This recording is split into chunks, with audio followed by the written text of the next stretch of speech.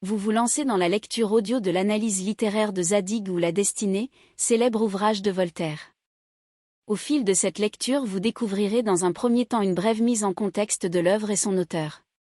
Ensuite, un résumé de l'ouvrage vous sera exposé, suivi d'une analyse des personnages et des points clés du roman. Une fois ces différents points abordés, il ne nous restera plus qu'à conclure cette écoute par quelques questions qui pourront alimenter encore davantage votre réflexion. L'auteur. Voltaire, François-Marie Arouet de son vrai nom, est l'une des figures de proue des Lumières, mouvement philosophique qui domine le monde des idées en Europe au XVIIIe siècle et qui combat l'obscurantisme et l'ignorance par la diffusion du savoir et une foi inébranlable en la raison. Après des études brillantes chez les jésuites, malgré son esprit indiscipliné, Voltaire se fait connaître par des écrits satiriques, dans lesquels il s'attaque, entre autres, au régent de France Philippe d'Orléans, 1674 à 1723.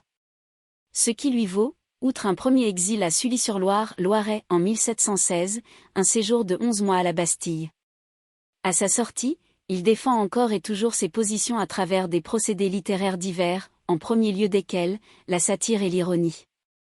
La dimension très critique de ses ouvrages l'oblige à rester hors de France pendant de longues années. Il s'exile d'abord en Angleterre, où il découvre le régime de la monarchie parlementaire qui le séduit, par opposition à la monarchie absolue française dont il ne cesse de dénoncer les excès. Il séjourne ensuite en Prusse, aux côtés de Frédéric II, 1712 à 1786, qui représente pour lui le modèle du monarque éclairé. Les deux hommes finissent toutefois par se brouiller. À son retour de Prusse, il s'installe à Genève puis à Ferney, à côté de la frontière suisse. De là, il s'engage dans plusieurs affaires judiciaires et obtient l'acquittement, à défaut, la réhabilitation, d'innocents condamnés injustement à mort. La plus célèbre est l'affaire Calas, 1762 à 1765. À la fin de sa vie, il est de nouveau toléré à Paris où son succès et sa renommée le protègent. Accueilli en héros par le tout Paris, notamment grâce à son rôle dans l'affaire Calas, il est aussi admiré pour son œuvre et sa pensée. Il y meurt en 1778.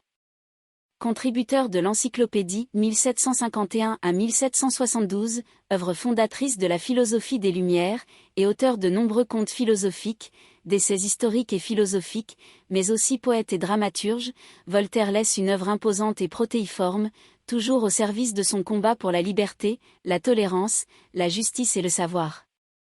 L'œuvre Zadig ou La Destinée est publiée en 1748.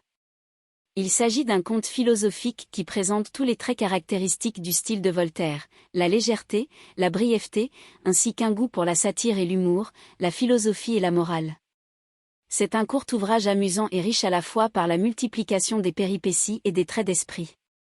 Voltaire a fait paraître ce conte anonymement en 1747 sous le titre même nom, Histoire orientale, avant de le remanier pour le publier à nouveau anonymement sous le titre Zadig ou La Destinée. L'ouvrage a connu par la suite d'autres remaniements. Voltaire rajoute l'épisode de Yébor à l'occasion de l'édition de ses œuvres complètes en 1756, et deux autres chapitres, La Danse et Les Yeux Bleus, seront encore ajoutés après sa mort. L'intrigue a pour cadre un Orient de fantaisie, fantasmé depuis la traduction des Mille et une nuits, 1704 à 1717, par Antoine Galland, orientaliste et écrivain français, 1646 à 1715, ces histoires d'amour et d'aventure contées par Scheherazade au sultan pour l'empêcher de la tuer. Le conte narre les aventures de Zadig, un jeune homme vivant à Babylone qui a tout pour être heureux. Il est jeune, intelligent, beau et riche. Très optimiste, il est persuadé que le bonheur est possible. Pourtant, il va enchaîner les désillusions à partir du moment où sa fiancée, Sémire, l'abandonne. Zadig va connaître les trahisons, la prison, mais aussi l'opulence et l'amour, jusqu'à découvrir la vérité et le bonheur qu'il recherchait désespérément. Résumé. Chapitre I et 2. L'histoire débute au royaume de Moabdar, à Babylone. Zadig, un jeune homme riche et sage, aime Sémire, le premier parti de Babylone par sa beauté et sa fortune. Mais le malheur s'abat sur eux. Orcan, le neveu d'un ministre, jaloux de l'amour des deux amants, envoie ses sbires enlever Sémire. Une bagarre éclate et Zadig parvient à sauver sa belle, non sans se blesser. On fait venir le médecin Hermès qui déclare que l'œil gauche de Zadig est perdu. Lorsque Zadig guérit, le médecin, trop fier pour avouer son erreur de diagnostic, convainc Sémire du contraire. Les borgnes lui inspirant de la répulsion.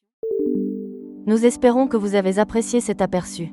Pour continuer à écouter ce livre audio sur Google Play Livres, utilisez le lien dans la description de la vidéo.